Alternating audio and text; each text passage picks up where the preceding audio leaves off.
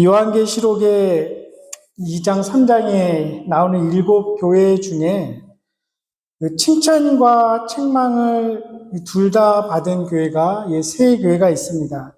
지난주에 같이 나눴던 버가모, 에베소 교회, 그리고 버가모, 두아디라 교회입니다.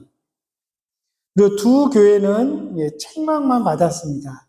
4대 교회, 라오디게아 교회죠. 그런데 칭찬만 받은 교회도 있습니다. 오늘 본문에 서머나 교회, 그리고 후에 나오는 빌라델피아 교회입니다. 그렇기 때문에 이 두 교회는 지금도 교회 이름으로 또 지명으로도 세계 곳곳에서 사용됩니다. 서머나 교회, 빌라델피아 교회 들어보셨을 것입니다.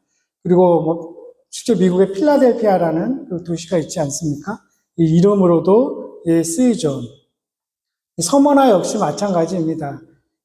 델라웨어 주에 가다 보면, 저도 가보진 못했지만 들었습니다. 이게 서머나, 영어로 스미나르 정도 되겠죠?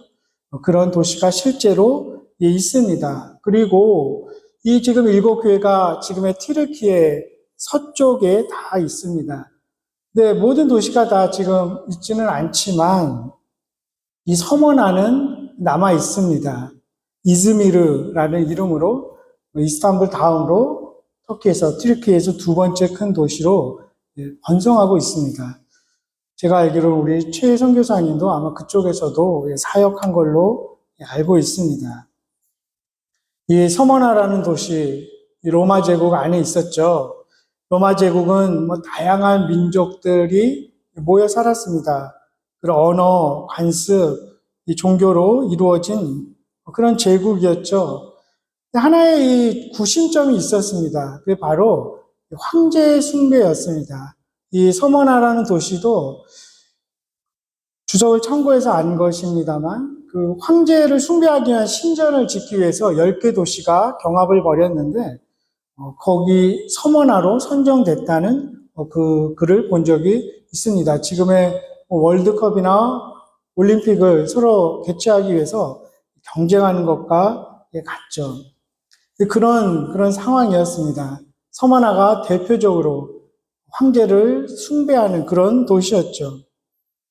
정부가 만들어 놓은 그 신전에 가서 황제가 카이사르가 신이다, 주님이시다 이렇게 고백을 하면 다른 일들이 크게 어렵지 않았습니다. 다른 신들을 예배할 수도 있었고 장사할 수 있었고 일할 수 있었고 자기 민족의 언어를 얼마든지 사용할 수 있었습니다. 그런데 만약 아니다, 그렇지 않다. 예수가 유일하신 하나님의 아들이다. 예수가 주님이다. 예수가 곧 하나님이다. 이렇게 고백하면 이제 삶이 힘들어집니다. 박해가 시작되고 일자리를 얻기가 힘들어졌죠. 그래서 가난이 오기도 합니다. 지금 서머나 교회 교인들이 그런 상황이었죠. 죽음에 이르기도 합니다. 그런데 설상가상으로 이런 상황에서 자칭 유대인들이라고 하는 사람들도 이 서머나 교회 성도들을 괴롭히고 있는 거죠. 어떤 역사적인 고찰을 막 할 필요도 없이 우리는 성경을 읽으면서 또 사도행전 같은 본문을 읽으면서 어떻게 그 당시 유대인들이 기독교인들을 괴롭혔을지 상상해 볼 수 있는 거죠. 유대인들은 당시에 그 황제 그 숭배를 하고 그 다른 모든 일들에 대해서 면제를 받았습니다. 근데 그 당시는 이렇게 어떤 통신이 발달한 것도 아니고 서로의 상황도 몰랐을 텐데 이 유대인들이 로마 정부에 고소를 하는 거죠. 저들은 황제 숭배를 하지 않는다. 로마가 추구하는 세계 평화를 파괴하는 자들이다. 이게 막 고소하는 거죠. 로마 관리들은 이제 그런 이야기를 들으면 정말 그렇구나. 저들은 그런 무리일 수 있구나. 그래서 핍박으로 이어지게 됩니다. 9절에 보니까 이런 유대인들을 향해서 사탄의 회당이다 이렇게 극단적으로 표현되고 있습니다. 주님이 직접 말씀하신 거죠. 이것이 그냥 막연하고 일반적인 모욕적인 의미만은 아닙니다. 실제로 사탄이라는 그 문자적인 의미가 이 고발자, 참소자라는 뜻입니다. 이 사탄은 항상 그렇죠. 우리 욥기에서도 보면 알 수 있듯이 의롭게 그래도 살고자 하는 자라도 계속 참소하는 거죠. 저 사람은 이것이 잘못입니다. 저 사람 원래 속뜻은 저렇지 않습니다. 그리고 오늘날도 우리에게 계속 참소하죠. 너가 어떻게 그리스도이냐? 너는 이것도 잘못했잖아. 너가 이런 모습으로 다른 사람들에게 어떻게 나아가? 이 사탄의 특징이죠. 계속 참소하고 고사하고 심지어 거짓말하고. 그렇기 때문에 이 구절에서는 사탄의 회당이다 이런 표현도 쓰고 있습니다. 이러한 상황에서 신앙생활을 하는 그 서머나 교인들, 그 교인들을 향해서 주님이 먼저 하시는 말씀은 내가 처음이고 마지막이고 또 죽었다가 다시 살아난 자다. 이렇게 소개하고 있습니다. 실제로 이 서머나는 사도 요한이 당시 그 700년 전에 이미 파괴된 도시입니다. 300년 동안 그대로 있다가 그 후에 다시 재건된 도시죠. 즉 부활한 도시임을 서머나 교인들에게도 알게 합니다. 그리고 이 서머나 교회는 사도 요한이 목회했고 직접 이 요한계시록을 쓴 그리고 사도 요한을 들을 이어서 유명한 교부가 목회를 하게 됩니다. 들어보신 분도 계실 텐데 이 폴리캅이라는 순교자입니다. 아마 이 사도 요한이 요한계시록을 쓸 때 폴리캅의 나이가 30세 정도였을 거다. 이 학자들이 이야기를 합니다. 그리고 그 후에 이어받아서 40년 그 이상 50년 가까이 목회를 하게 되죠. 이 서머나 교회에서. 그리고 유명한 일화가 있죠. 당시 이제 그리스도인들을 이 원형 경기장에 모아놓고 수많은 군중 앞에서 죽임을 당하게 합니다. 마치 오늘날 프로야구나 미식축구 경기처럼 그 운동 경기장에서 그것을 관람하게 합니다. 이 폴리캅도 총독 앞에 끌려옵니다. 그리스도를 저주해라. 그러면 풀어주겠다. 그때 유명한 말을 하죠. 지난 86년 동안 내가 그분을 섬겼습니다. 그리고 그분은 한 번도 나를 배신한 적이 없고 내게 잘못한 적이 없는데 어떻게 내가 나의 주님이신 그분을 모독할 수 있겠습니까? 이 총독에게 이야기하죠. 이 총독이 계속 그렇게 버티면 내가 짐승을 풀어서 너를 죽이겠다. 그래도 안 되니까 이제 마지막으로 너를 불사를 수도 있다. 폴리캅이 대답합니다. 총독께서 위협하시는 불은 기껏해야 1시간 동안 타오르고 얼마 후면 꺼질 것입니다. 하지만 영원히 꺼지지 않는 지옥불을 생각하십시오. 그리고 이 폴리캅은 순교를 당하게 됩니다. 계시록이 쓰인 후에 이 수십 년 후에 실제로 일어난 일이죠. 이 서머나 교회는 이렇듯 가난과 박해, 사탄의 방해 속에서도 신실하게 믿음을 지켜온 그러한 교회입니다. 세상이 보기에는 불쌍하고 궁핍해 보이지만 주님의 눈에는 부유하고 참으로 영예스러운 그러한 교인들입니다. 그런데 우리를 의아하게 하는 것은 이런 서머나 교회를 칭찬하시면서 좀 바로 보상해 주어야 할 것 같은데 그렇지 않습니다. 도리어 장차 받을 고난을 말씀하십니다. 신실하게 믿음으로 살아간다고 어려움이 당장 다 거치지 않죠. 보상을 즉시 받게 되는 것도 아닐 수 있음을 우리는 알게 됩니다. 그 하나님의 주권, 섭리, 우리가 다 이해할 수는 없습니다. 하지만 오늘 본문에 의하면 우리는 적어도 네 가지 이유로 위로를 받을 수 있고 또 힘을 얻을 수 있습니다. 이 첫 번째로는 9절 말씀처럼 주님이 내가 너의 환난과 궁핍을 다 안다고 말씀하십니다. 어느 누가 나의 아픔을, 고통을 진정으로 다 알아줄 수 있을까요? 배우자도 친구도 부모나 자녀도 다 헤아릴 수 없을 것입니다. 오직 예수뿐입니다. 고난을 당하는 사람, 고통받고 있는 사람, 많이 아픈 사람에게 우리는 어떤 말을 할 수 있을까요? 또 반대로 우리가 그렇다면 어떤 말을 듣고 힘을 얻을 수 있을까요? 그들에게 필요한 말이 무엇일까요? 좋은 말, 옳은 말, 정답같이 들리는 말을 우리가 하고 때로는 듣지만 공감하지 못할 때가 많습니다. 도리어 반발이 생기는 것도 경험하죠. 때로는 그 어떤 말도 전혀 위로가 되지 않기도 합니다. 도움은커녕 상처만 건드리기도 하고 더 큰 환멸을 느끼기도 합니다.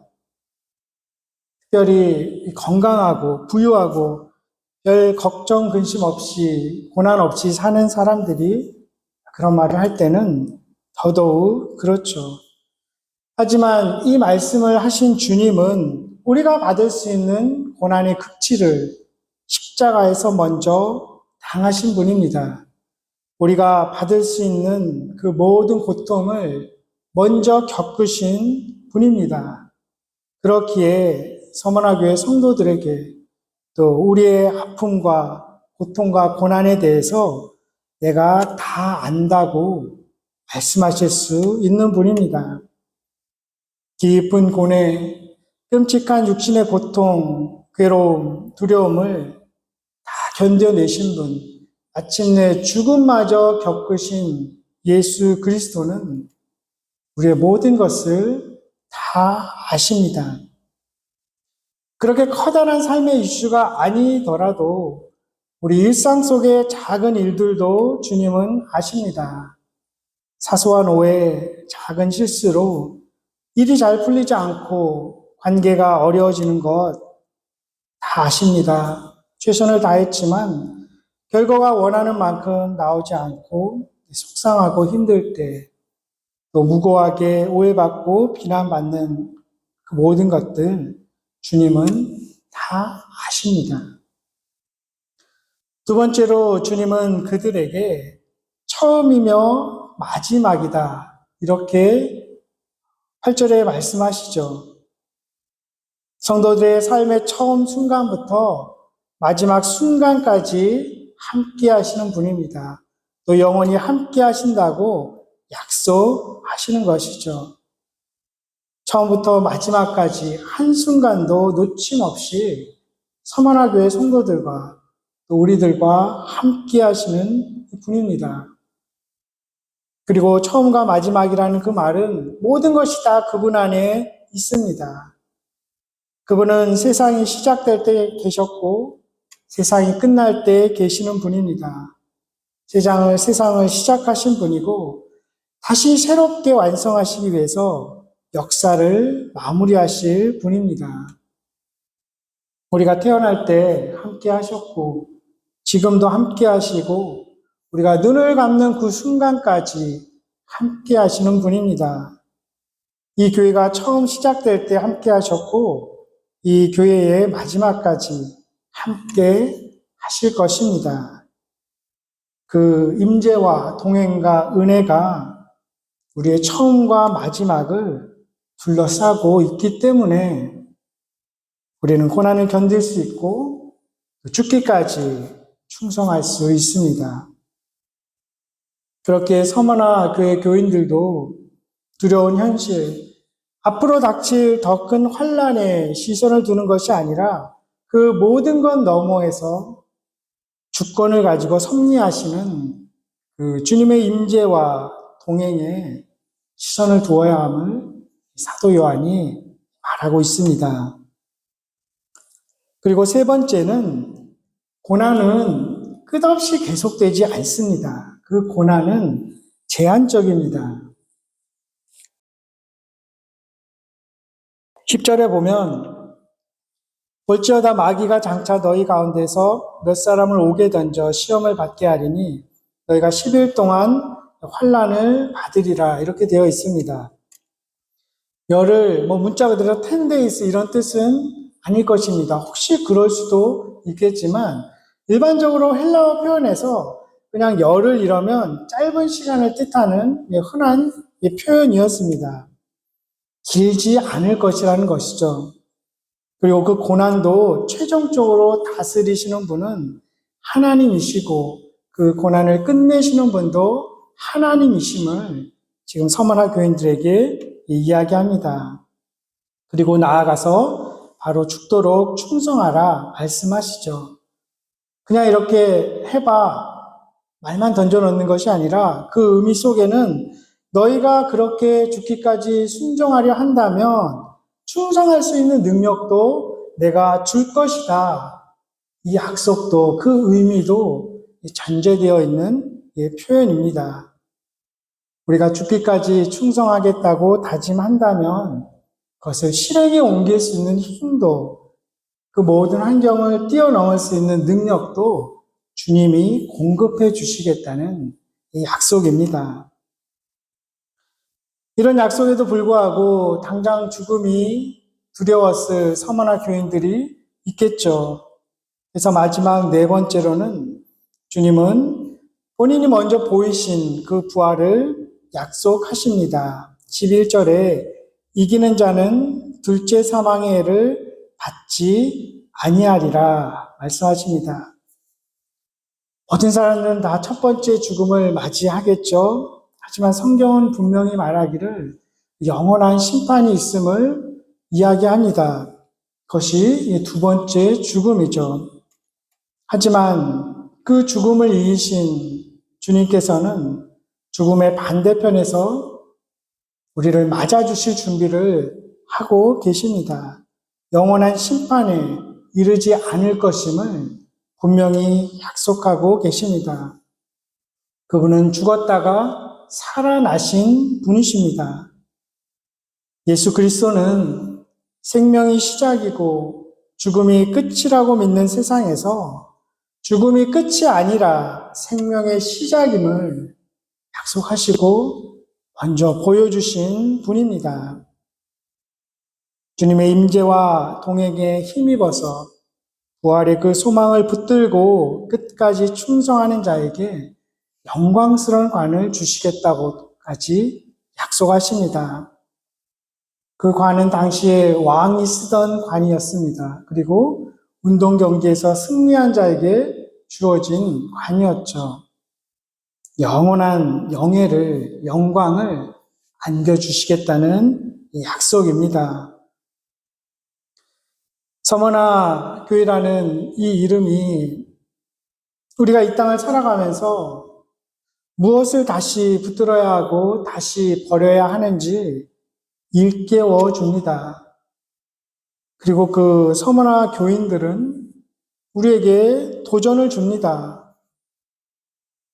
아무런 박해 없이 비교적 그래도 편안하게 신앙생활하며 살아가는 우리들에게 내일 당장 핍박이 우리 삶의 문을 두드린다면 그대들은 어떻게 할 것인가 생각하게 합니다.